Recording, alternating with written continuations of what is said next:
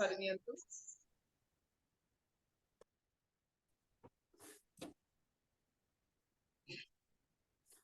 के निश्वास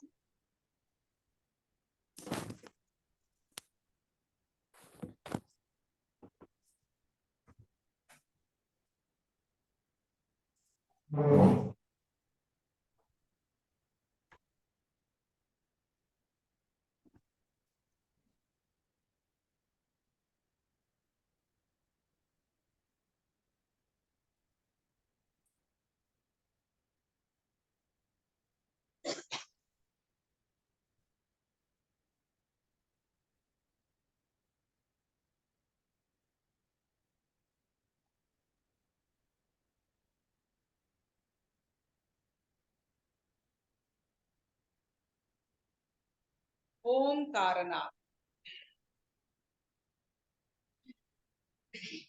ओम।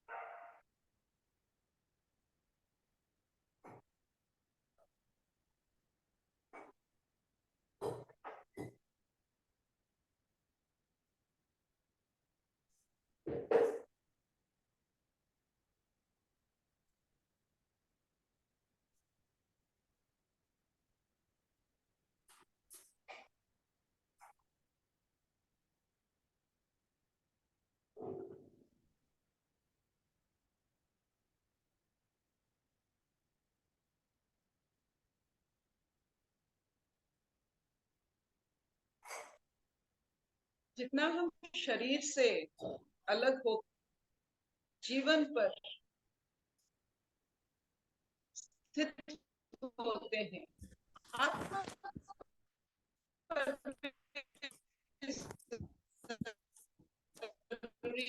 नहीं, जीवन पर, धारा पर भाव उतना लगता है कि कोई सारांश नहीं, कोई अंश नहीं, कोई पूंजी नहीं। तो हम जब अपनी जीवन के हैं तो कोई सारांश हो ही नहीं सकता। जीवन का अंश कुछ नहीं है। मुझे बताइए, पवन का, आकाश का कोई अंश है? छोटा सा आकाश, बड़ा सा आकाश, ये आकाश का पूंजी है, ये आकाश का सारांश है।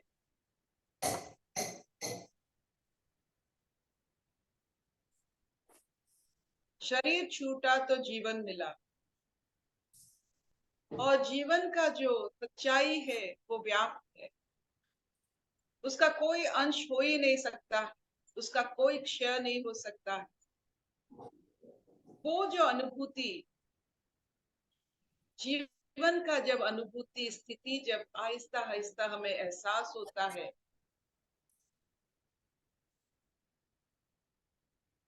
आत्म भाव में, आत्म भाव को दर्शन करना बहुत आसान होता है।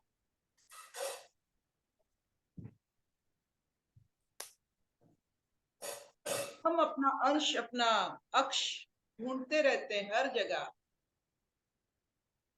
किसी की आंखों में प्रशंसा के तौर पर हम अपने आप को देखना चाहते हैं।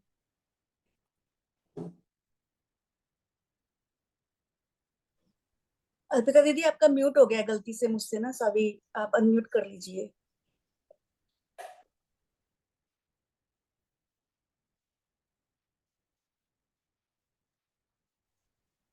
अभी सुनाई दे रहा है? हाँ जी।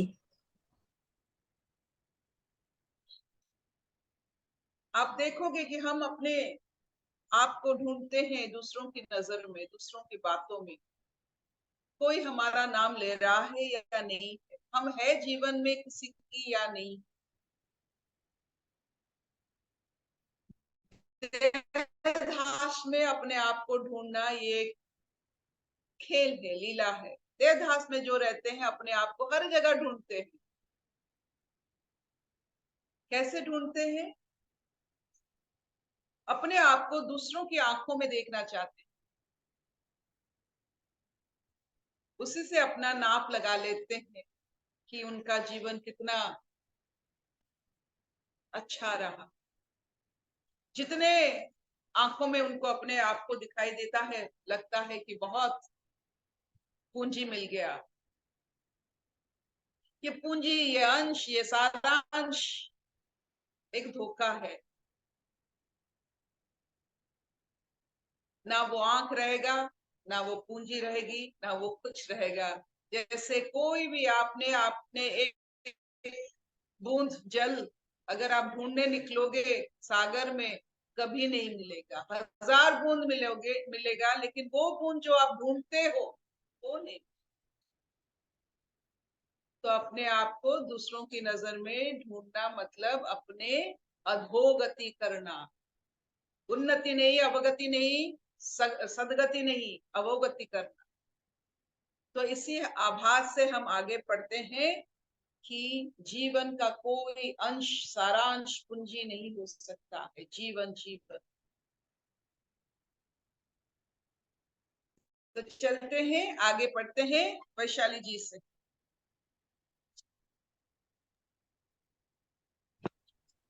हरिओम अर्पिता, हरिओम सब प्रेमियों को। हम दूसरा अध्याय पढ़ रहे। आज हम श्लोक नंबर 31 पढ़ेंगे। भगवान के वचन हम लोग पढ़ रहे हैं। श्री भगवान उवाच स्वधर्मामपि चावेक्ष न विकम्पितुमर्हसि धर्म्याधियुद्धात् श्रेयोऽन्यत् क्षत्रियस्य न विद्यते। स्वधर्मामपि चावेक्ष न विकम्पितुमर्हसि धर्म्याधियुद्धात् श्रेयोऽन्यत् क्षत्रियस्य न विद्यते। तथा अपने धर्म को देखकर भी तू भय करने योग्य नहीं है, अर्थात तुझे भय नहीं करना चाहिए, क्योंकि क्षत्रिय के लिए धर्मयुक्त युद्ध से बढ़कर दूसरा कोई कल्याणकारी कर्तव्य नहीं है। हरिओम। तो आप देखिए, जो वर्ण हमें मिला है मनु संहिता के अनुसार, अपने कर्म के अनुसार, अपने जीविका के अनुसार, अभी भी ये class 1, class 2, class 3, class 4 employ हर जगह है। तो कर्म के अनुसार वर्ण मिलता है, जाति नहीं। हमारा जाति कभी नहीं था, ये शब्द ही नहीं था, वर्ण था। अभी भी वर्ण है कर्म के हिसाब से। ऑफिसर ऑफिसर होता है, अटेंडेंट अटेंडेंट होता है, उनका जो सैलरी अलग होता है, क्लास 1, क्लास 2, ये वर्ण है, ये कर्म भेद है। जाति भेद हमारे सनातन भाव में कभी नहीं था। ये अपभ्रंश है वर्ण का। और क्षत्रिय वर्ण एक ऐसा वर्ण है जो श्रेय के जरिए अपना जो कर्म है निर्वाह करते हैं, प्रेय के जरिए नहीं। तो प्रेय श्रेय में क्या है? प्रेय अच्छा हो सकता है, लेकिन श्रेय सत्य। अपने जीवन जो सत्य धर्म में निष्ठापर भाव में व्यतीत करते हैं, वही क्षत्रिय। और कृष्ण, भगवान कृष्ण अभी अर्जुन को याद दिला रहे हैं, तू क्षत्रिय है, तू वर्ण से क्षत्रिय है। तुझे अच्छा बुरा नहीं देखना है, सत्य पर चलना है। हमें दो राहें हर समय मिलते हैं, जो अच्छा लगता है, जो सत्य, प्रेय श्रेय। जो अच्छा लगता है, इंद्रियों को अच्छा लगता है, उस रास्ते में अगर चले तो हम प्रेय में चलते हैं। जब अच्छा और सत्य में हम बारीकी जान सकते हैं, अच्छा ना लगने पर भी हम सत्य पर जाने की कोशिश करते हैं, वो क्षत्रिय धर्म है। वो श्रेय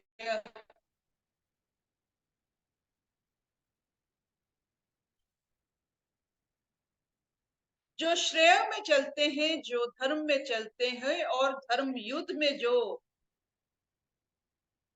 हिस्सा लेते हैं, वो उस श्रेणी की, उस वर्ग की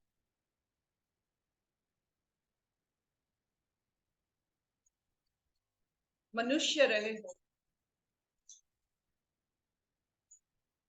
उत्तम कल्चर्ड मनुष्य रहे हो।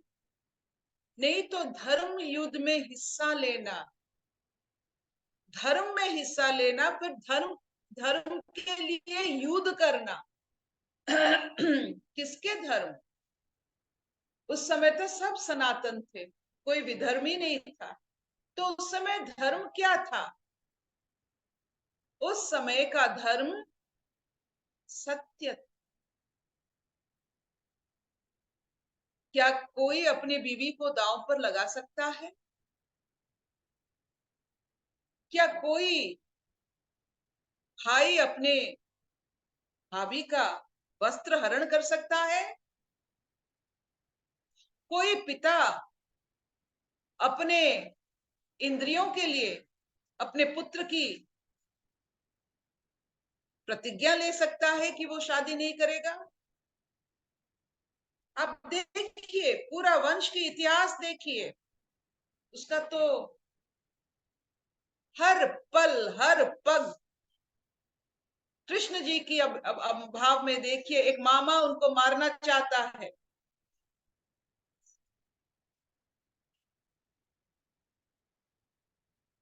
अपने प्रेमिका को शादी नहीं कर सकते हैं।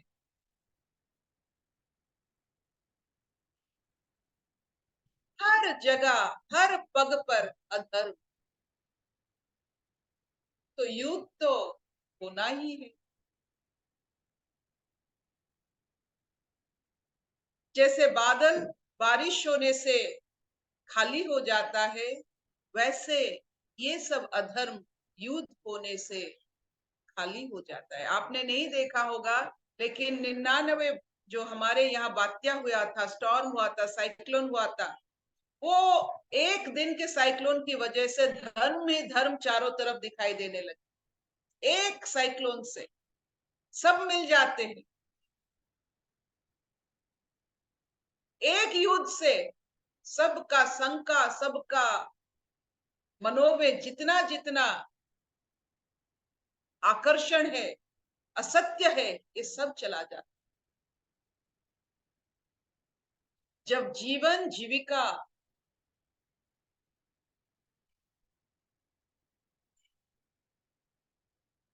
द्वंद में आ जाता है, सब सत्य की तरफ मुड़ने लगते हैं।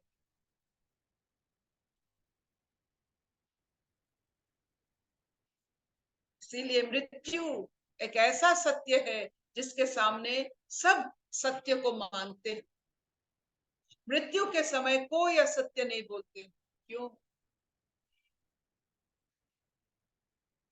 जीवन और जीविका पर जब प्रहार होता है, सब सत्य की तरफ देखने लगते हैं, तारणहार को मानने लगते हैं, अवतार को आने के लिए मजबूर कर देते, चाहे वो कंस के समय हो या दुर्योधन धृतराष्ट्र के समय। युद्ध होगा। तो हे अर्जुन, धर्म युद्ध में अर्जुन तू आया है, तू क्षत्रिय है, और तेरा भय करना ये समय उपयोगी नहीं है।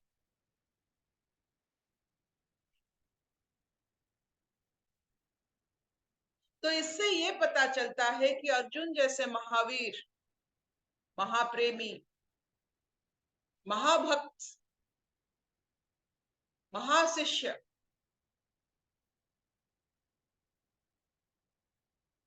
एक अच्छे इंसान, मनुष्य,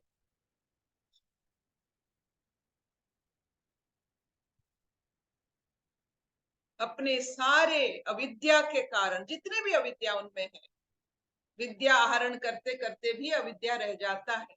तो जिन जिन भावों में अविद्या थी, उस भाव को भगवान कृष्ण उल्लेख करके उनके सामने भी लाते हैं, हमारे सामने भी लाते हैं। I might be a good physicist, I might be a good doctor, I might be a good engineer, लेकिन ये आध्यात्मिक भाव जब तक उभर कर नहीं आता है, महाप्रसाद नहीं बनता। तो अर्जुन एक अच्छे इंसान है, अच्छे क्षत्रिय है, लेकिन भाव उनका आध्यात्मिक भाव नहीं था। श्रेय प्रिय की भाव,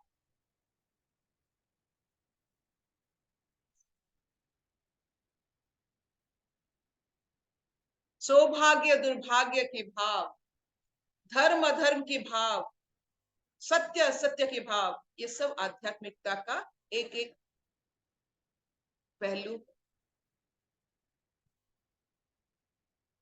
वो भौतिक थे, अभी आध्यात्मिक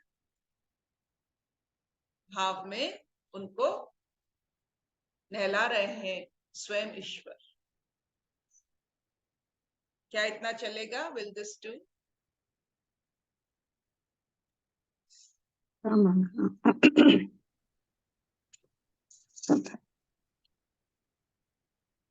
विल दिस डू? हाँ मम्मा, बहुत सुंदर, बढ़िया। तो शरीर छूटा तो जीवन मिला।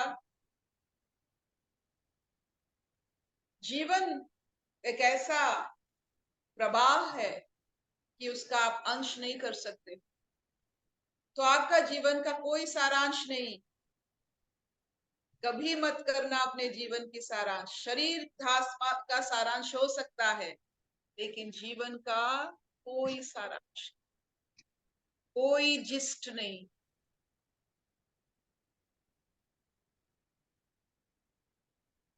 एंजॉय।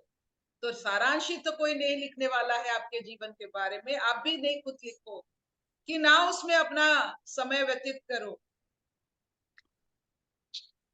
यही सत्य है, यही श्रेय है। ये प्रभाव, ये अविरल प्रभाव चलता रहे, इसका कोई सारांश। अशतो मान सद्गमय तमसो मा अमृतं गमय सर्वे सर्वे निरामय सर्वे भद्राणि पश्यन्तु मा कश्चित् दुःखभाग् भवेत्। ओम शांति शांति शांति। अर्पिता, हाँ, अर्पिता, आप अपने फोन का पहले बैटरी चेंज कर लीजिए और उसके बाद नया फोन खरीद लीजिए, फिर पुराने फोन से नए फोन में सारा शिफ्ट कर लीजिए। Thank you. आज ही कर लेंगे। इधर इतना सारा इंजीनियर बैठे हैं ना।